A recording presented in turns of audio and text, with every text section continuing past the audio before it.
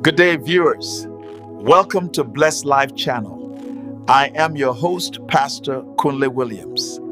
Today's message is unusual, titled, "The Will of Man is Greater Than the Will of God." Please stay tuned to the end. At first, this sounds strange. How can man be greater than God? God is almighty and sovereign, but God created man with free will. He will not force his purpose. He allows us to choose. In that sense, our daily choices can rise above God's desire, not in power, but in decision. He does according to his will in heaven and earth, and none can stop him. Yet the same God who rules the universe allows man to rule himself by choice. In Deuteronomy 30, verse 19, God declares, "I set before you life and death, blessing and cursing. Choose life." God gives the choice, but he doesn't impose the decision. He respects the will of man. Adam and Eve are proof. God willed obedience, but they chose disobedience, and sin entered. And that's exactly what happened to Israel in the wilderness. God willed Canaan, but unbelief delayed them for 40 years.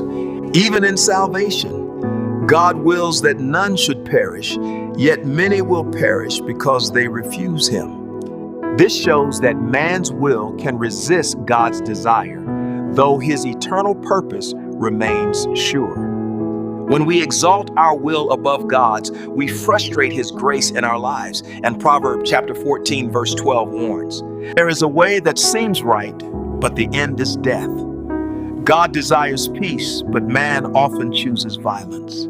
God desires holiness, but man chooses sin. God desires salvation, but man chooses destruction. The tragedy is not God's weakness, but man's stubbornness. In Gethsemane, Jesus prayed, "Father, not my will, but yours be done." Here, Jesus showed us the perfect example. The human will surrendered to God's will. True strength is not resisting God's will, but submitting to it fully. Romans 12:2 says, "Be transformed by renewing your mind." So is the will of man greater than the will of God? In eternity, no. But in your personal life, yes. Because God will not force you against your choice. The real question is this: whose will are you living by today? Yours or God's? Are you insisting on your own way or submitting to his way of life? If you have been walking contrary, now is the time to surrender to him. Say this prayer: "Father, I yield my will to you. Forgive me for resisting you.